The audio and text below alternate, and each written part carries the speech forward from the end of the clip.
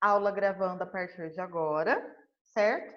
Pessoal, esses exercícios, eles estão falando basicamente sobre globalização, eles estão falando sobre blocos econômicos e nova ordem mundial, né, que são os novos países a partir da Guerra Fria que acabaram ganhando destaque no cenário econômico, político e cultural, porque conseguem influenciar uma grande quantidade de países ao redor do mundo, né? Então, na página 89, exercício número 1, vem falando dessa nova ordem mundial. Aí pergunta o seguinte: por que a nova ordem mundial é chamada de multipolar e não de tripolar? Bom, se vocês se lembram de um mapa que eu compartilhei com vocês, desde o final da Guerra Fria, o mundo tem três principais países influenciadores, três polos, né? Estados Unidos, a gente tem a União Europeia, e dentro da União Europeia, a Alemanha como principal país, e lá na Ásia, a gente tem o Japão. Então, três países que são os três principais polos.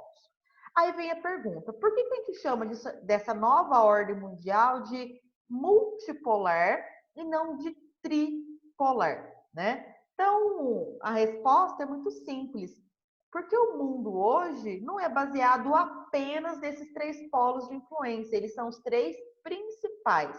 Sem contar que a União Europeia não é um país, e sim um conjunto de países, né? E, por exemplo, a gente tem a China como um país que é um polo de influência, o próprio Brasil na América Latina tem uma influência muito grande, ok? Então, por que a nova ordem mundial é chamada de multipolar e não de tripolar? Porque além de Estados Unidos, União Europeia e Japão, existem outros polos de influência no mundo, e sem contar que a União Europeia não é um país, e sim um grupo de países. Beleza? Então, o mundo hoje é considerado multipolar, porque nós temos vários polos de influência política, econômica e cultural no mundo inteiro. Beleza? Alguém ficou com alguma dúvida nessa? Não? Então, vamos para o número 2 da página 89. Então, aqui tem um box falando sobre globalização, alguns pontos positivos, alguns pontos negativos e as consequências dessa globalização, da modernização que o mundo tem enfrentado, né? Então, letra A. O mundo atual é menor do que o mundo na Idade Média? Justifique a sua resposta. Pessoal, o mundo hoje, ele é menor do que era na Idade Média? Não, o mundo é o mesmo, não é? O que faz a gente ter a impressão de que o mundo diminuiu é o desenvolvimento das novas tecnologias da comunicação e do meio de transporte, né? Então pensa, na Idade Média, as pessoas se locomoviam basicamente a pé, a cavalo, de carroça. Então pensa, você de ir de um continente para o outro, isso era uma vida, né? Se a gente voltar lá no período das grandes navegações, para que Bartolomeu Dias saísse de Portugal e conseguisse contornar o litoral africano pelo Oceano Pacífico, demorou um ano para ele ir e voltar. Agora, hoje, com um avião, a gente consegue ir e voltar no mesmo dia, não é mesmo? Então, o mundo, ele não está menor do que lá na Idade Média, ok? Ele não é menor, ele continua do mesmo tamanho. O que nós temos é essa impressão de que o mundo está menor, porque a tecnologia que chegou à comunicação e ao deslocamento por meio das formas de transporte acabaram fazendo com que o espaço-tempo tenha sido diminuído. Ou seja, eu consigo percorrer um espaço muito grande num tempo muito pequeno. Certo? Alguma dúvida, pessoas? Não? Então vamos para a letra B. Aponte um ponto positivo e um ponto negativo no processo de desenvolvimento da globalização de acordo com o texto. Então, esse texto ele vai trazer algumas soluções e alguns problemas na parte de baixo dele, né? Algumas consequências que a gente acaba encontrando com esse processo de globalização. Então, como ponto positivo, a gente pode citar a facilidade com que a gente pode se comunicar, não é? Então, por exemplo, eu aqui em Alfenas estou na minha casa consigo me comunicar em tempo real com todos vocês, cada um na casa de vocês, inclusive em outras cidades, né? Então, a gente tem essa facilidade de comunicação. Só que, por outro lado, a gente percebe pelo texto que também ocorre descumprimento de acordos internacionais, né? De acordos comerciais. Um exemplo que a gente pode citar, que está até aí na página ao lado, né? É o desse filme, Made in China, que mostra que, por exemplo, às vezes a China descumpre alguns acordos comerciais, colocando o preço das suas mercadorias muito abaixo das comuns, né? Então, esse é um tipo de prática que, infelizmente, acaba acontecendo no mundo inteiro, tá? Vira a página aí, por favor.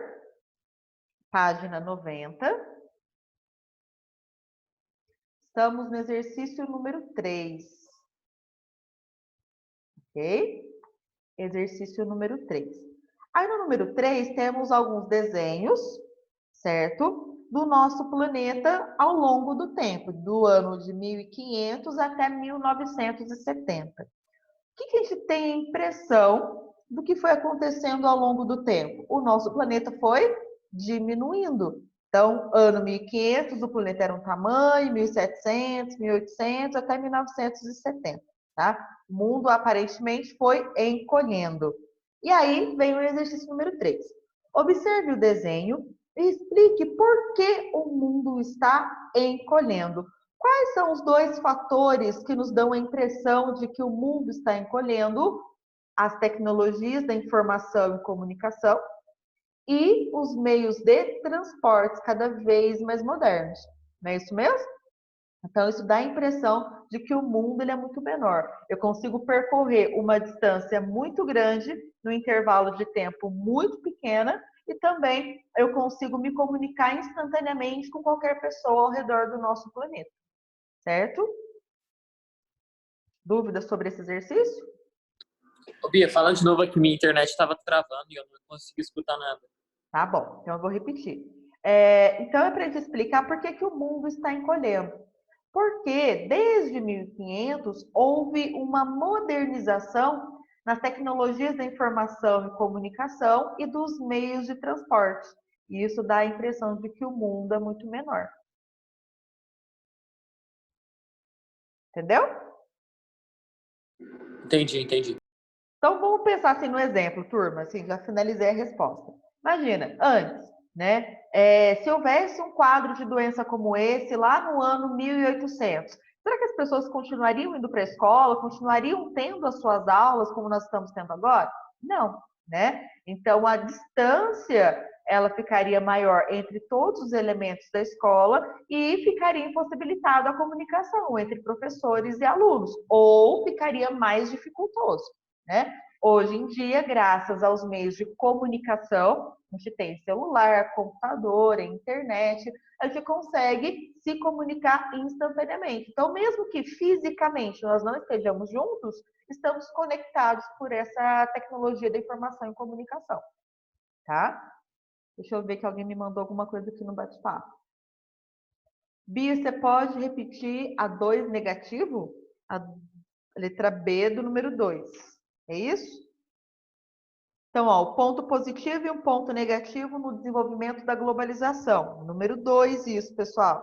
Então, um ponto positivo que o texto traz positivo é a facilidade na comunicação. E o ponto negativo é o descumprimento de acordos comerciais. Isso de acordo com o texto. Temos vários outros pontos negativos. Certo? Vamos para o número 4, falando agora de blocos econômicos. O aumento do número de acordos de integração regional foi um dos principais eventos nas relações internacionais nas últimas décadas. É difícil encontrar algum país que não esteja sendo membro de um bloco econômico. Muitos participam até mais de um. Então, letra A. Cite a vantagem da criação de blocos econômicos para os países que os integram, né? Então é o seguinte, um país quando vai participar de um bloco econômico, ele aceitou alguns acordos. E quais benefícios, quais vantagens esse país vai ter? Para começar, ele vai ter um aumento das suas trocas comerciais, certo? Então, a primeira coisa, aumento das trocas comerciais. Segundo, ele vai ter um fortalecimento da sua economia, porque ele vai comprar mais barato e vai vender mais, certo? Inclusive, pode ser que ele venda até mais caro para países que sejam de fora do bloco. Então, ó, trocas, aumento das trocas comerciais, fortalecimento da economia, tá? E destaque na economia internacional. Então, basicamente, a gente tem esses 3 pontos como sendo as 3 principais vantagens, ok? Então, a gente vai ter aumento das trocas internacionais, fortalecimento da economia e destaque na economia internacional, tá? Então, Ô, são Bia, essas 3 principais desculpa vantagens. atrapalhar, mas em que página você tá? Estamos na página 90, número 4, letra Obrigado. A. Certo? 4, letra A. Falando aí de vantagens. Aí o exercício pede para você colocar uma vantagem. Cite uma vantagem na criação de bloco econômico. Tá? Então, aí eu falei 3 para vocês, que são as 3 principais. Você pode colocar as 3 ou apenas uma. Ok? Na letra B. Ainda falando de bloco econômico. Indique um fator que diferencia a União Europeia dos demais blocos econômicos. Bom, a gente viu que a União Europeia é o único bloco que tem características de união econômica e monetária. Quais são as coisas que esse bloco econômico tem que vai diferenciá-lo dos outros blocos econômicos? Aqui pede para você citar um fator. Eu vou te falar vários. Você pode colocar esses que eu estou falando ou apenas um. Bom, a União Europeia tem que os outros não têm. Uma única moeda. Qual moeda que é? O euro. Certo? A União Europeia vai ter um banco central que vai regulamentar juros, vai regulamentar o valor dessa moeda. Certo? Então, moeda única e um banco central. A União Europeia também vai ter um parlamento. O que é esse parlamento? Que vai criar legislação que vai valer para todos os países membros, certo? Relacionado a leis trabalhistas e também às leis ambientais. Então, basicamente, o que vai ter vai ser um banco central, a moeda e um parlamento. Esse parlamento vai trabalhar em prol das legislações ambientais e das leis trabalhistas, certo? Cita uma coisa só. Ou você pode colocar todos aí para depois não esquecer. Beleza? A número 4 fala sobre 2 grandes potências, né? China e Japão. Aliás, no caso eu falo só sobre a China, né? Uma das grandes potências asiáticas, né? O país que configura o posto de potência industrial no nosso planeta hoje. Então, número 5. Aproximadamente 20% da população mundial vive na China sob o regime socialista. No entanto, no território do Estado chinês, existem regiões e cidades que adotam práticas capitalistas. Em meados de 1997, Hong Kong, um dos maiores centros financeiros mundiais, voltou ao controle do Estado chinês, sem alterar sua condição econômica capitalista. Apresente 2 razões para que a China mantenha práticas capitalistas em algumas áreas do seu território. Pessoal, está tendo obra aqui no prédio. Então, talvez estejam ouvindo barulho de furadeira. Se estiver atrapalhando, vocês me falam, tá? Então, aqui no exercício 5, está pedindo para a gente falar 2 razões para que a China se mantenha ainda capitalista no seu sistema econômico, né? Então, para começar, né? A China, quando ela começa a abrir espaço para o capitalismo, ela vai aumentar, a primeira coisa, investimentos no seu território. Investimentos estrangeiros no seu território, certo? Segunda coisa, vai gerar empregos. Então, essas empresas estrangeiras que vão chegar na China, elas vão acabar gerando emprego para o seu território, certo? Terceira coisa, vai diversificar o parque industrial. O que isso quer dizer? Que vários tipos de indústrias estão chegando e se instalando na China. Quarta coisa que a gente pode falar, está contribuindo para aumentar o seu PIB. Então, olha só, eu estou recebendo cada vez mais Fora investimentos. que vai crescer a economia também, né, Bia? Porque se Isso, aumenta o trabalho, perfeito. Desde que a China, Gabriel, ela adotou a abertura do seu mercado para o capitalismo, ela começou a se desenvolver muito. Então, dos anos 70 até 2020, A China foi o único país do mundo que teve o seu crescimento do PIB acima dos 9%. Né? Cresceu mais, inclusive, que os Estados Unidos, que é o país mais rico do mundo. Né? Então, que benefícios ela tem com o capitalismo? Né? Então, investimentos estrangeiros, geração de empregos, diversificação do seu parque industrial e aumento do seu PIB. Tudo isso vai fazer com que ela cresça economicamente, tá? Tanto que a China é um dos polos de influência lá na Ásia, tá? Todo mundo tem alguma coisa em casa que seja made in China. Isso é inevitável a gente dizer, certo? E o número 6. Para a gente dizer se é verdadeira ou falsa cada uma dessas afirmativas relacionadas mais aí à globalização, certo? Então, a primeira afirmativa. O avanço das telecomunicações e dos meios de transporte viabilizou a expansão dos fluxos de pessoas, mercadorias, capitais em escala global. Ou seja, a modernização dos meios de transporte e da tecnologia da informação e comunicação vai fazer com que as pessoas se comuniquem em nível mundial, as mercadorias circulem em nível mundial, as pessoas circulem em nível mundial? Sim, essa afirmativa está totalmente verdadeira, correta. Segunda afirmativa. O processo de globalização contribuiu para que a distribuição das riquezas entre diferentes países ocorresse de forma mais igualitária. Será que desde que a globalização começou, todos os países vão começar a ter um nível de desenvolvimento parecido? A riqueza desses países será mais ou menos o mesmo? Não, né? Hoje nós temos países extremamente ricos, com alto poder de desenvolvimento de tecnologia e de ciências, e outros basicamente fora disso. Então, essa afirmativa está errada. Não foi de forma igualitária, pelo contrário, né? Terceira afirmativa. A globalização é um fenômeno novo que surgiu com a terceira revolução industrial? Não, né? De acordo com os historiadores, a globalização não é recente, não é algo de agora. Ela começou lá no século XV com as grandes navegações. Então, lá em 1400 e bolinha, já começou esse processo de globalização. Então, é um fenômeno recente?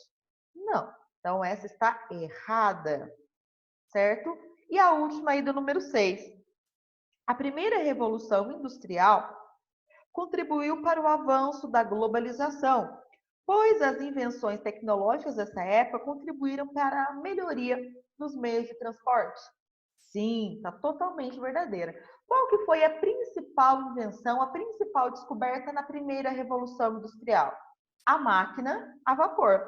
Então, a máquina a vapor, no primeiro momento, ela foi utilizada no processo produtivo, mas logo depois eles perceberam que poderiam utilizar ela como meio de transporte. Então, essa máquina a vapor passou a ser utilizada na cabeceira de um trem, né? Então, aí as locomotivas a vapor passaram a ser utilizadas, transportando mais mercadoria numa velocidade muito mais rápida. Repete a segunda para mim, por favor. A questão número 2, você quer saber? Eu não estou entendendo. A número 2? O Bia, ficou F. Fala a ordem. Ó, a primeira verdadeira, a segunda falsa, a terceira falsa e a última verdadeira. Acho que é isso que a Rafa também está falando. Das afirmativas do número 4. Tocou V, F, F, V. Ok? Meninos, as outras, elas são só de marcar X. Eu vou falar para vocês só o gabarito, tá? Se alguém ficou com alguma dúvida dessas de marcar X na hora de fazer, me pergunta. Então, número 7, letra B de bola. Número 8, D de dado. 9, letra C de casa. 10, letra A de amor. 11, letra C de casa. E 12, letra E de elefante. Certo? Tudo bem? Então, com isso, pessoal, com essa correção desses exercícios, nós acabamos a apostila 1 E o que eu vou começar hoje é a introdução do primeiro capítulo da apostila 2, tá? Não vai dar tempo de passar a tarefa, que vai ser bem introdutória essa aula que eu vou tratar com vocês agora, tá? Então é o seguinte, nesse capítulo 5, lá da apostila 1, a gente falou de globalização, falou de fortalecimento dos países na economia mais recente, principalmente no pós-Segunda Guerra Mundial.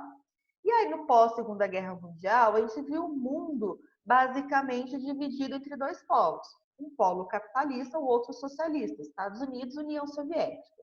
Quando acaba a Guerra Fria, a gente vê o capitalismo vigorando como o sistema econômico mais poderoso que está vigorando até hoje. Embora Cuba, Coreia ainda se digam socialistas e fiquem resistentes a abrir suas portas ao capitalismo, não há dúvida de que o capitalismo é o que está reinando no planeta inteiro, né? Então, o capitalismo vai se consolidar nesse cenário pós-Guerra Fria. E aí ele vai intensificar ainda mais as suas características, como, por exemplo, a livre concorrência. O que é a livre concorrência? Bom, eu vendo, sei lá, aparelhos eletrônicos. Se a loja que está ao meu lado também quiser vender, o problema é dele. Nós é que vamos decidir qual é o preço que a gente vai colocar, quais estratégias de atrair cliente e tudo mais. A gente pode pensar também que uma das coisas que foi fortalecida no pós-Guerra Fria dentro do capitalismo é o incentivo à criação de propriedade privada. Eu, Bia, desde que tenho capital para tal, eu posso criar uma empresa, criar uma indústria, né?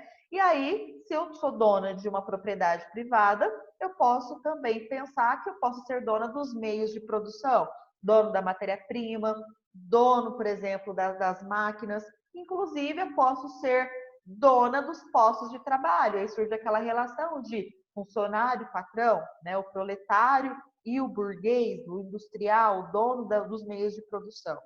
A economia ela acaba sendo uma economia de mercado, onde o próprio capitalismo é que vai dizer como que a economia vai caminhar e pouquíssima interferência do governo no sistema econômico e o lucro individual. Pouco me importa se na minha loja, na minha fábrica eu estou prosperando e o cara que é minha concorrência não esteja, né? Então a gente vê que o capitalismo ela visa mais o indivíduo do que o coletivo como um todo, tá? E aí esse capitalismo ele teve início lá no século XV com as grandes navegações, né? Então quando Portugal e Espanha saíram na frente para conseguir buscar novas rotas para comercializar mercadorias lá no Oriente, nas Índias, houve uma intensificação nas trocas comerciais. O que antes era feito na base da troca de mercadoria, ou no escambo, como a gente conhecia, esse escambo foi aos poucos sendo trocado pela moeda. Então, se eu queria comprar uma especiaria, eu não trocava por outro produto, eu simplesmente entregava moedas, geralmente de ouro ou prata, em troca daquela mercadoria, não é mesmo?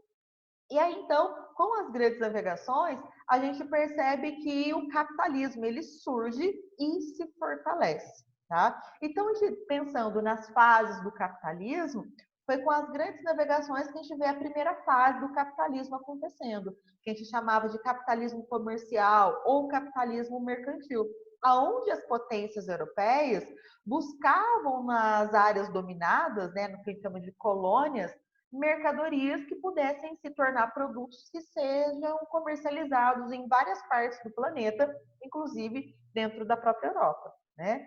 Esse período em que o capitalismo começa a se consolidar, é um período também de intensificação da globalização, né? É onde a globalização começa, é onde produtos, culturas, técnicas e tecnologias de um local acabam sendo levados para outros, né? Por exemplo, foi com os espanhóis que chegaram aqui no Brasil, desculpa, no Brasil não, na América, os cavalos não tinham aqui. O café não era um produto nosso.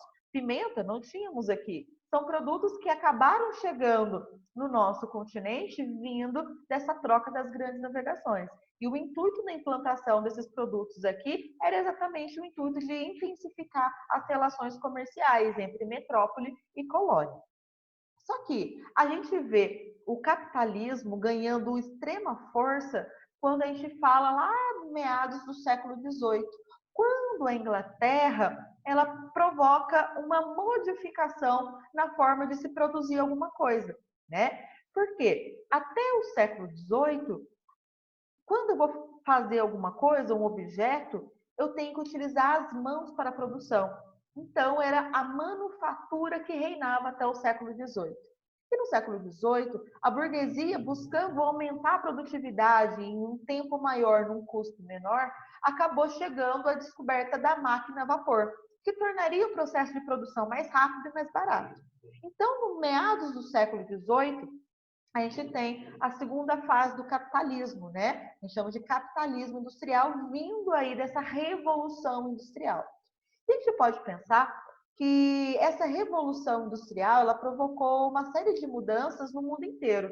Ela provocou inovações tecnológicas, ela provocou mudanças no modo de produção, passou a ser mais rápida, passou a ser maior, passou a mudar como que as pessoas estavam se relacionando, então as relações sociais acabaram se transformando, alterou a paisagem, então agora o que era urbano, o que é rural, passa a ter uma diferenciação muito grande, né?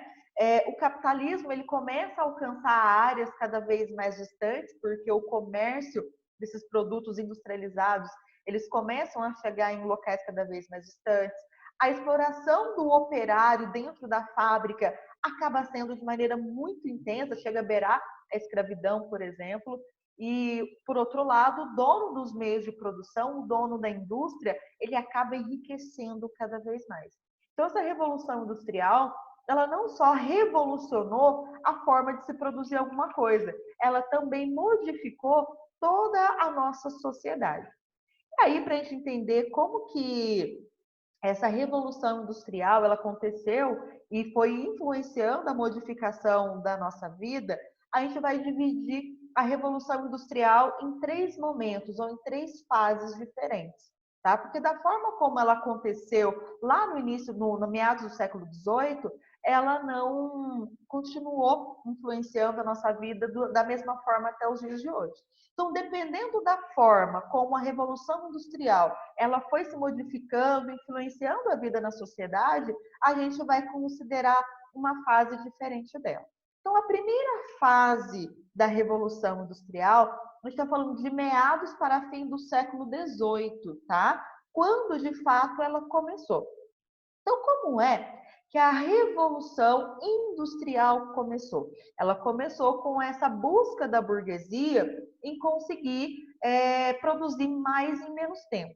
E lá na Inglaterra, houve o desenvolvimento dessa máquina a vapor, que tinha por objetivo produzir tecidos de maneira automática, sem utilizar a força de trabalho humana, né? Então, essa invenção da máquina a vapor, ela trouxe uma modernização no modo de produção, que antes era praticamente manual a produção e agora ela passa a ser autônoma, o maquinário, fabril, né? Só que, pessoal, além da primeira revolução industrial, ela ter provocado essa modernização, essa modificação no processo de produção, a máquina a vapor ela não ficou presa apenas na produção fabril. Ela também chegou aos meios de transporte. Eles acabaram adaptando essa máquina a vapor para uma locomotiva. Então, eu consigo agora, com a primeira revolução industrial, transportar mercadorias e pessoas a uma distância muito grande, a uma velocidade muito maior do que se tinha pelos meios de transporte mais rápidos, que eram, por exemplo, algumas embarcações e a própria carroça até esse momento. Então, a máquina a vapor, ela revolucionou não só a forma de se produzir, como também a forma de se locomover. Não só pessoas, como também mercadorias. E na sociedade, qual que foi o impacto que a Revolução Industrial acabou provocando? Primeira coisa é que a população, até a Revolução Industrial, ela tinha que comprar de pequenos artesãos alguns objetos que ela queria consumir, ou então ela mesma produzir.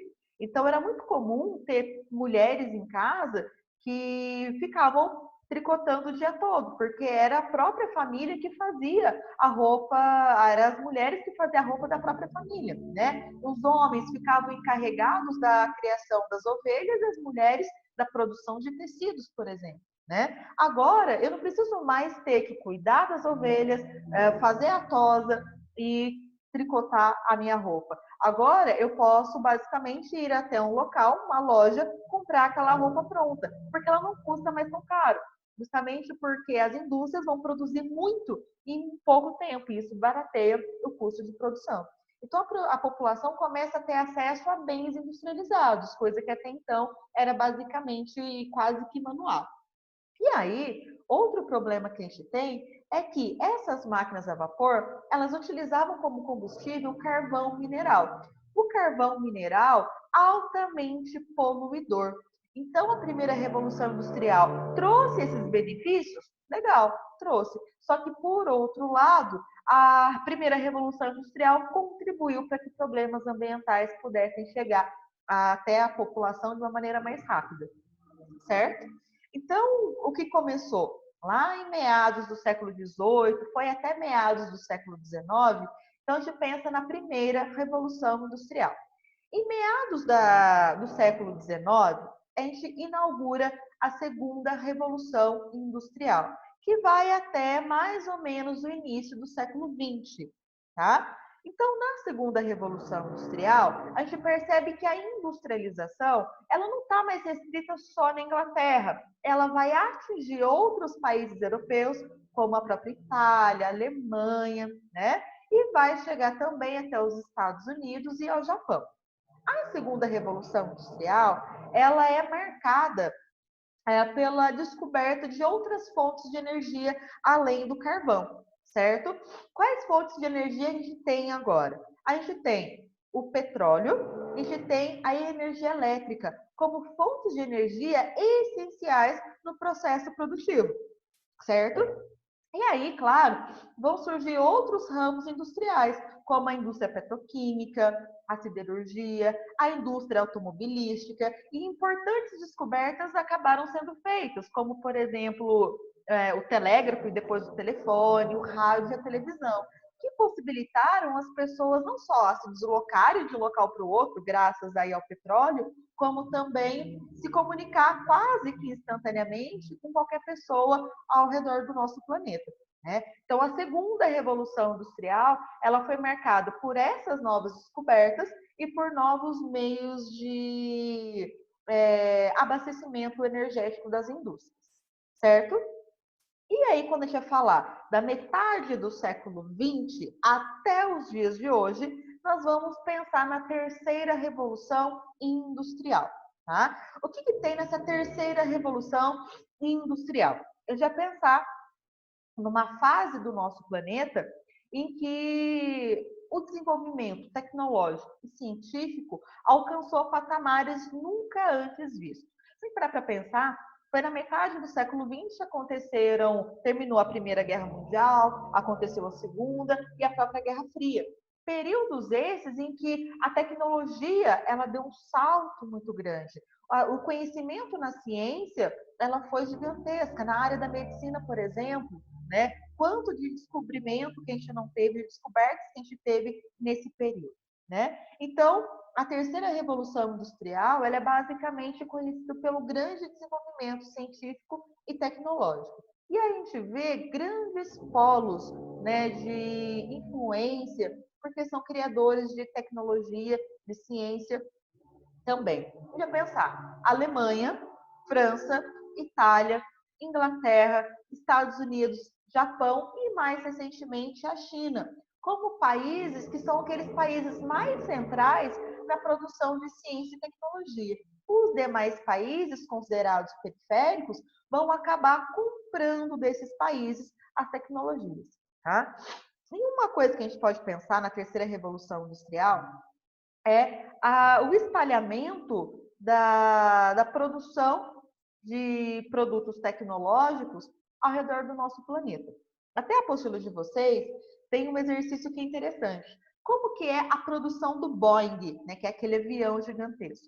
Bom, o Boeing é uma empresa dos Estados Unidos, certo? Então, a tecnologia que vai ser empregada nesse avião é pensada lá nos Estados Unidos. Só que cada partezinha desse avião é produzida num lugar. Bom, se a Índia tem tal matéria-prima adequada para produzir a asa do avião, Então, lá na Índia, terá uma fábrica da Boeing que só será produzida a asa do avião, porque a matéria-prima ali é mais barata. Se vai produzir o motor no Brasil, tem a matéria-prima que é mais adequada, então vamos produzir lá no Brasil. Tá? Então, esses países acabam espalhando para o nosso planeta a produção dos seus produtos, certo? Ela é pensada nesse país rico, mas é diversificada a produção. Em outro local, essas peças são juntadas. Como que isso é possível? É possível graças aos meios de transporte que hoje conseguem fazer essa diversificação e união dos produtos e aos meios de comunicação, que vão me permitir coordenar essa produção em escala global. E aí, alguns países, eles acabam criando polos tecnológicos. O que são polos tecnológicos? Locais onde você investe na formação de profissionais que vão se especializar na produção de tecnologia. Aqui no Brasil, a gente tem basicamente 3 grandes polos. Pertinho de nós temos Santa Rita do Sapucaí, nós temos lá no Nordeste, Fortaleza, e nós temos em São Paulo, São José dos Campos, por exemplo, onde tem a Embraer, que produz os aviões da nossa aeronáutica. Tá? Nem todos os países têm condição de produzir polos tecnológicos. Tá? O Brasil tem condição, tanto que recebe empresas do mundo inteiro. O Brasil, por exemplo, quando foi produzir o HD para os aparelhos, o Brasil foi pioneiro no desenvolvimento, tá? Servindo a indústrias como Samsung, como a LG e assim por diante, tá? Então, você tem que saber quais que são as 3 fases da Revolução Industrial e as coisas mais importantes. Pessoal, a nossa aula vai acabar daqui a pouquinho. Se alguém tiver alguma dúvida, pode me chamar lá no bate-papo do WhatsApp, certo? Porque a nossa aula acabou agora, tá? Então, eu queria que vocês aprendessem sobre as 3 revoluções industriais, tá? Não tem tarefa. Segunda-feira a gente volta aí, e aí sim, na segunda-feira tem tarefa. Tá bom, gente? Daqui a pouco eu posto o link para vocês da aula. Beijo, gente. Fica com Deus. Falou. Falou! Tchau, Falou, Bia. Bia. Beijos. Beijos. Tchau, Bia. Bom feriado pra vocês. Tchau para vocês Bom também, feriado pra gente. você também. Fiquem com Deus. Beijos. Fique com Deus, Bia. Tchau. Amém. Fiquem com ele também, gente. Beijos.